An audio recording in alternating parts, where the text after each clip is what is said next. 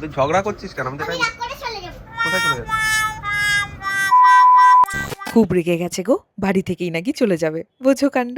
সকাল সকাল breakfast table থেকেই আজকের ব্লগটা স্টার্ট করেছিলাম। আজ বাড়িতে বেশ কয়েকটা কাণ্ড ঘটে গেছে, সবটাই বলবো। তবে এই যে ব্লগের শুরুতেই দেখলে মা আর মেয়ের ঝগড়া, তার সূত্রপাতটা কি সেটাও জেনে নাও।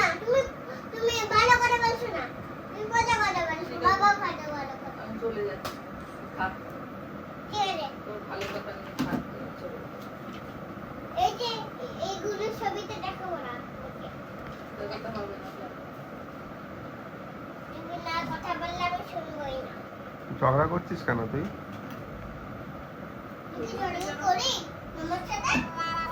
এখন তো করছিস মনে হচ্ছে।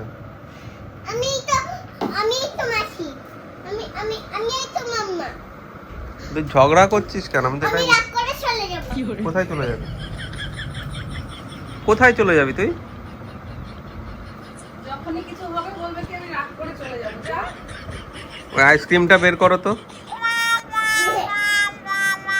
আরে যে এত শত ঝগড়া করার পর আমার কাছে আবদার করেছে, মা আজকে ফ্রাইড রাইস বানাও। ফ্রাইড রাইসটা আগের দিন বানিয়ে দিয়েছিলাম, ওর বেশ পছন্দ হয়েছে। আর এখন তো অভির জন্য আলাদা করে রান্না করতেই হচ্ছে, তাই ডাল, তরকারি আর পনিরও ছিল। আর আজকের ফ্রাইড রাইসে আমি এই মটরশুঁটিগুলো ইউজ করব, যেগুলো আমি ফ্রিজে রেখে দিয়েছিলাম স্টোর করে। আমি এরকম ইজি ওয়েতে প্রায়শই মেহুকে এরকম ফ্রাইড রাইস বানিয়ে দিই। আর এই যে আগে থেকে চালের মধ্যে একটু এলাচ, দারচিনি আর কাজু বাদাম কিশমিশ দিয়ে চালটাকে এইভাবে সেদ্ধ করে রেখেছি। আর এই কড়াইতে এর মধ্যে একটু তেল আর ঘি দিয়ে তার মধ্যে পনির, মটরশুঁটি যা যা সবজি দিতে চাও সেগুলো ভালো করে ফ্রাই করে নিয়েছি। ব্যাস এইগুলো সব ফ্রাই হয়ে গেলে এর মধ্যে আগে থেকে সেদ্ধ করা বাসমতি চালটা দিয়ে দেবো। আর এর মধ্যে এবার একটু লবণ আর চিনি স্বাদ মতো দিয়ে দেবো। আর নামানোর আগে জয়িত্রী জায়ফল দিয়ে এইভাবে একটু নাড়িয়ে নেব। তাহলেই ব্যাস রেডি আমার ফ্রাইড রাইস। কি হলো, তুমি ওদিকে যাও, রান্না করতে করতে গ্যাস শেষ। এখন এই যে ইন্ডাকশন ওভেন ভরসা। কি যে করি, কখন যে কি হয়ে যায়, তাড়াহুড়ো করছি একেতে। এখন একটু যেহেতু টাইম টু টাইম রান্না বান্না খাওয়া দাওয়া, তোমাকে দেখতে হবে না। এই দেখো বাটিতে কিচ্ছু নেই, বাটিতে জল। তুমি যাও ওদিকে। একে তো সময়ের সাথে পেরে উঠছি না, আর তারপরে আবার কাজের মধ্যে আরো কাজ বেড়ে গেল। বলো কেমন লাগে? আজকে তো সোমবার ছিল, আর সোমবার থাকলেই না কি রান্না করব ভেবে পাই না। তাই মেহুর জন্য এই ফ্রাইড রাইস আর পনিরটা তো হয়ে গেল। আর তাই না মামা? আমি কার জন্য রান্না করি বাবা? দেখেছো চিনি খেয়েছে নাকি? ওইখান থেকে নিয়েছিস না? আর খেতে হবে না, যাও। শুধু চিনি খায় না মা। এই দেখো রান্না হয়ে গেছে। সব দিকটা যেহেতু আমাকে একাই সামলাতে হয়, সেই কারণে এই টাইম টু টাইম কাজগুলো না করলে আমি আর সময়ের সাথে একেবারেই পেরে উঠবো না।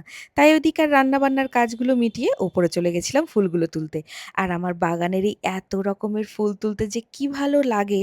আর এই ফুল দিয়ে পুজো করলে তো মনটাই ভালো হয়ে যায়। আচ্ছা, যে বেল গাছে এখনো ফল আসেনি সেই গাছের পাতা দিয়ে কি ভগবানকে পুজো দেওয়া যায় না? অবশ্যই জানিও তো। আর এই যে আমার আসনে দুটো শিবলিঙ্গ দেখছো, আলাদা আলাদা করে দুবার পুজো দিলেই কিন্তু ঘরে দুটো শিবলিঙ্গ রাখাই যায়। আমার ঘরে যেহেতু গোপাল থাকে, তাই পুজো তো 3 বেলায় দিতে হয়, সেই কারণে আমার কোনো অসুবিধা হয় না। আর আমার ঠাকুরের আসনটা একেবারে ফাঁকা ফাঁকা লাগছে গোপালকে ছাড়া। গোপালকে এখনো আনা হয়নি মায়ের কাছ থেকে, খুব তাড়াতাড়ি ওকে নিয়ে আসবো বাড়িতে।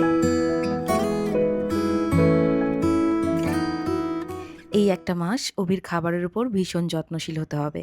যদিও ডক্টর বলেছেন সবই খেতে, তবে আমি ওই হালকা পাতলা দেওয়ারই চেষ্টা করছি। তবে আমাদের সোনা মেয়েকে শেখানো হয়েছে সব সময় শেয়ার করে খেতে। তাই নিজের পাতে যেটা দেখছে বাবার পাতে নেই দেখে মা আর বাবাকে দুজনকেই কিন্তু শেয়ার করে নিয়েছে। আমি খাবো। বিকেল বেলাটা হলেই না মনটা কেমন করে, মনে হয় বাইরের একটু হাওয়া খেয়ে আসি। তবে কতদিন হয়ে গেল বেরোতেই পারি না। আর ওই যে বললাম সময়ের সাথে পেরেই উঠি না। দুপুরের খাওয়া মিটতে না মিটতেই আবার বিকেল বেলা। আর এই বিকেল বেলায় অভিকে একটু চা করে দিই। আমি চা খুব একটা পছন্দ করি না, তবে অভিকে কোম্পানি দেওয়ার জন্য একটু খেয়ে ফেলি।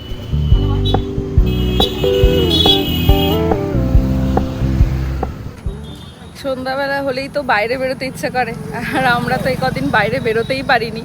তাই একটু এই হাঁটতে বেরিয়েছিলাম বাইরে, এই জাস্ট এখান থেকে এইটুকু। এই যে অভিও আছে সাথে। আর ছোট্ট মানুষটা কোথায়? ছোট্ট মানুষটা এই যে, কি নিয়েছো তুমি? ললিপপ নিয়েছে। চলো একটু ঘুরলাম, বেশ ভালো লাগছে। তোমার ভালো লাগছে তো? কই গেলে? হ্যাঁ, এখন আমার বাড়ির এই হচ্ছে পরিবেশ।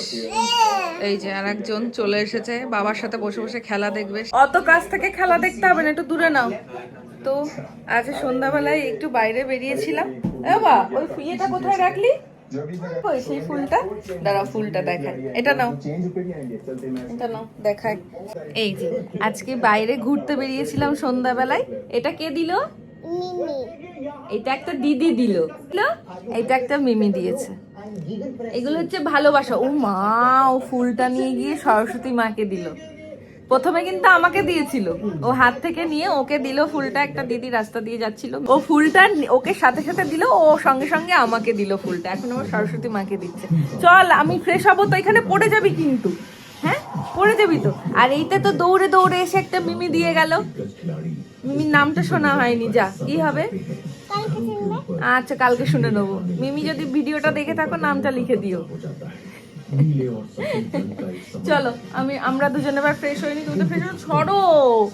ওটো ওরে বাবা রে বাবা, দেখেছো দেখেছো দেখেছো, দেখো এই দেখো ভালোবাসা ভালোবাসা কেমন, এই যে ভালোবাসা। তো সন্ধ্যাবেলাটা তো কাটলো, আর এইটা হচ্ছে ডিনার শেষে রাতের বেলায় সব থেকে বিরক্তিকর কাজ।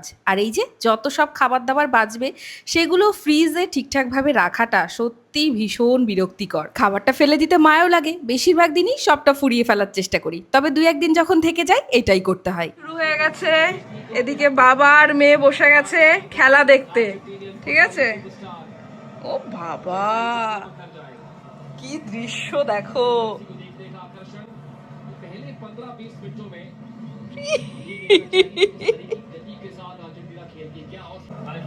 এই কোন দলে? ব্রাজিল আর আর্জেন্টিনাকে মিলে বলছে আর্জেন্টিনা।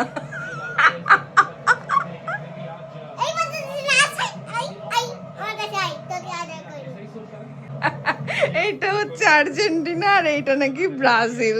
না ও আর্জেন্টিনা, ব্রাজিল। বাবা আর্জেন্টিনা না ব্রাজিল ঠিক করে বল। হ্যাঁ হাই ভগবান,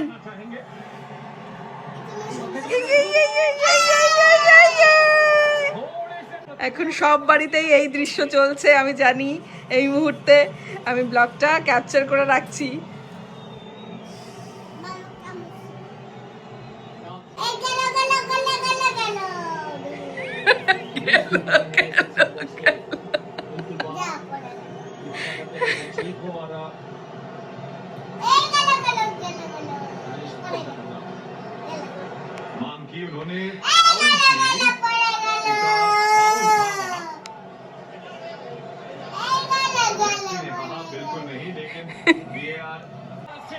ওই দেখ বাবা, ওই দেখ পেনাল্টি দিয়েছে, ওই দেখ, দেখেছিস? আরে ওটা নিস না বাবা, নেই দেখ, এটা দারুণ মজার জিনিস একটা, দেখ তুই দেখ দেখ তুই দেখ মজার জিনিস, তুই এবার দেখ মজা হবে। গোল হতে পারে, তোলা এটা না, ওটা না, গোল হতে পারে এবার। দেখ বাবা, এই দেখ এই দেখ মেসি মেসি বাবা, এইবার দেখ হবে কি হবে না, দেখ বল বল হবে কি হবে না, হবে কি হবে না বল, হবে। ওকে ডান, দেখা যাক কি হয়, চল।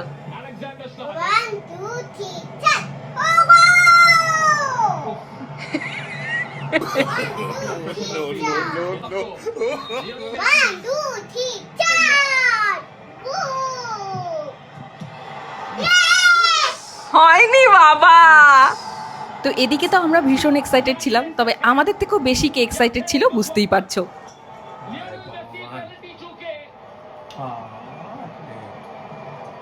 আজকে কতজনের মন ভেঙে গেল রে বাবা। তোর বাবা এখন গ্রাউন্ডে আছে, কথা বলিস তোর বাবা এখন পারলে গ্রাউন্ডে গিয়ে বলে লাথি মানে। খেলা চলছে, চলুক, আপাতত আমরা ঘুমোতে যাই, টাটা, গুড নাইট। সারাদিন এই ছোট্ট মানুষটাকে সময় দিতে গিয়ে নিজের জন্য সময় একেবারে থাকে না বললেই চলে।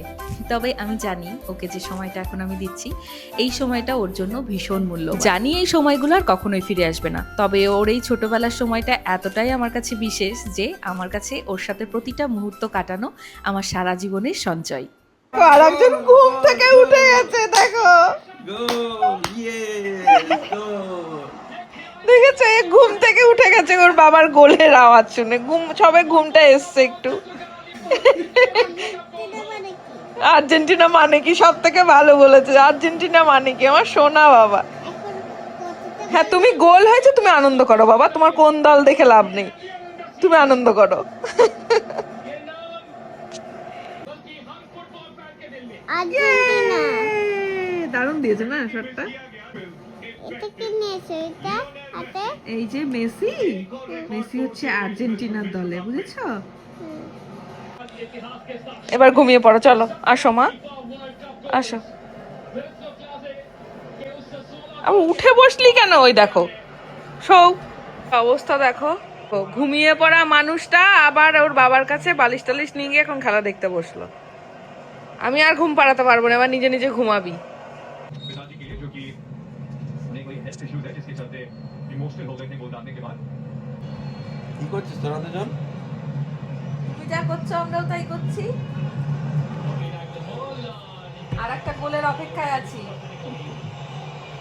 मेसी ने कहा इस बार आप मुझे नहीं रोक पाएंगे। वाह। रोक लो। 7वां गोल इस विश्व कप में, 18वां गोल विश्व कप इतिहास में। दारुण है मेसी के नाम। कद छोटा लेकिन दरवाजा इनके लिए खुल चुका है।